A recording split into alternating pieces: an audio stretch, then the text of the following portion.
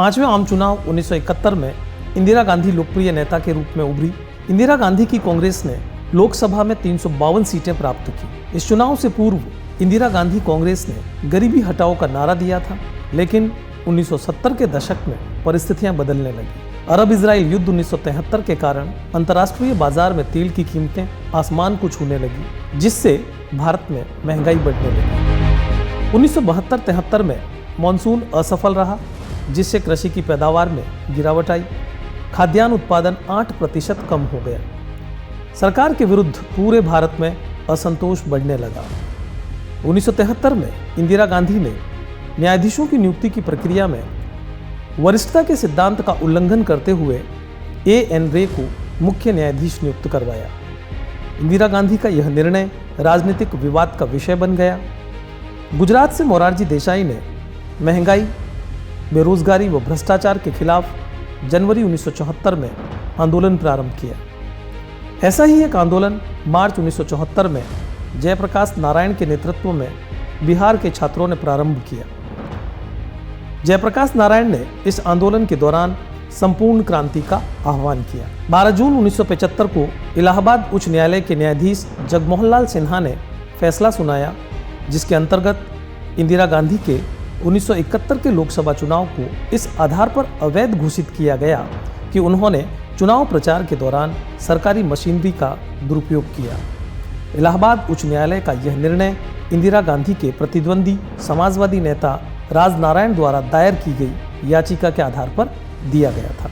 24 जून 1975 को सर्वोच्च न्यायालय ने इलाहाबाद उच्च न्यायालय के फैसले पर आंशिक स्थगनादेश सुनाते हुए कहा कि जब तक इस फैसले को लेकर की गई अपील की सुनवाई नहीं होती, तब तक इंदिरा गांधी सांसद बनी रहेगी, लेकिन वह लोकसभा की कार्यवाही में भाग नहीं लेगी। 25 जून 1975 को दिल्ली के रामलीला मैदान में एक विशाल प्रदर्शन किया गया।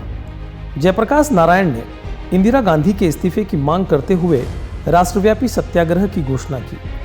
जयप्रकाश नारायण ने सेना, पुलिस तथा सरकारी कर्मचारियों से आह्वान किया कि वे सरकार के अनैतिक तथा अवैधानिक आदेशों का पालन न करें। सरकार ने इन घटनाओं के मद्देनजर 25 जून 1975 को अंदरूनी गड़बड़ी के आधार पर अनुच्छेद 352 का प्रयोग करते हुए आंतरिक आपातकाल उद्घोषित करवा दिया। भाइयों और बहनों, राष्ट्रपति जी ने आपातकाल की घोषणा की है। इससे आतंकित होने का कोई कारण नहीं है। The President has proclaimed emergency. This is nothing to panic about. इस आपातकाल की उद्घोषणा तत्कालीन राष्ट्रपति फखरुद्दीन अली अहमद द्वारा की गई। इस आदेश द्वारा आधी रात के बाद सभी बड़े अखबारों की दफ्तर की बिजली काट दी गई तथा अगले दिन के सुबह विपक्षी दल के बड़े बड़े नेताओं को गिरफ्तार कर लिया गया। 26 जून की सुबह 6 बजे प्रधानमंत्री इंदिरा गांधी ने मंत्रिमंडल की एक विशेष बैठक बुलाकर मंत्रियों को आपातकाल से अवगत करवाया।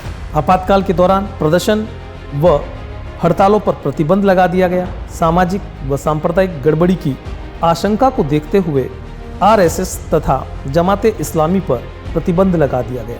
नागरिकों के मौलिक अधिकार निष्प्रभावी हो गए। यहाँ तक कि मौलिक अधिकारों के लिए न्यायपालिका का दरवाजा भी नहीं खटखटा सकते थे। इस दौरान सरकार ने अनुच्छेद 22 में वर्णित निवारक नज़रबंदी का बड़े पैमाने पर प्रयोग किया तथा अनेक लोगों को केवल आशंका के आधार पर गिरफ्तार किया गया। आपातकाल के दौरान सरकार ने संविधान का 42वां संशोधन पारित किया, जिसके अंतर्गत संविधान के अनेक उपबंधों में परिवर्तन कर दिया गया। देश की विधायिका का कार्यकाल 5 वर्ष से बढ़ाकर 6 वर्ष कर दिया गया। यह संशोधन अब तक के सभी संशोधनों में सबसे अधिक विवादास्पद संशोधन की श्रेणी में रखा जाता है। आपातकाल की जांच के लिए मोरारजी देसाई की सरकार ने शाह आयोग का गठन किया, जिसने आपातकाल के दौरान सरकार द्वारा उठाए गए अनेक कदमों को अवैधानिक करार दिया। शाह आयोग के अनुसार 676 नेताओं की तथा 1,11,000 लोगों की गिरफ्तारी हुई तथा प्रेस पर प्रतिबंध लगाया गया, जो कि अवैधानिक था।